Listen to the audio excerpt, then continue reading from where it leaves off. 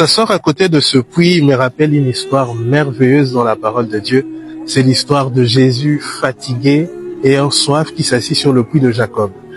Et ce qui est quand même surprenant avec cette histoire, c'est que lorsque il se met en ce lieu-là, tous ceux qui venaient vers lui venaient pour puiser de l'eau dans le puits de Jacob.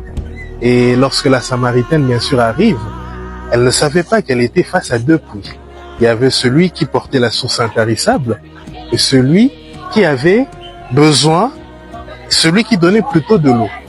C'est quand même quelque chose d'assez surprenant, n'est-ce pas? Mais laisse-moi te dire en cette période de Pentecôte une vérité marquante. C'est que ce n'est pas parce que Jésus te demande ton temps, c'est pas parce que Jésus te demande à boire qu'il n'a pas la capacité de te donner plus que ce dont tu as besoin.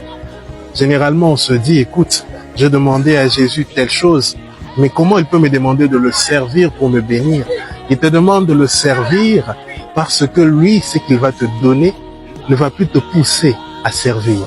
C'est vrai que c'est contradictoire de te dire que celui qui est la source intarissable te demande de l'eau, mais Dieu va te donner la source intarissable. Et en ce moment de Pentecôte, il va déverser sur toi une gloire qui ne te donnera plus soif. Que Dieu te bénisse.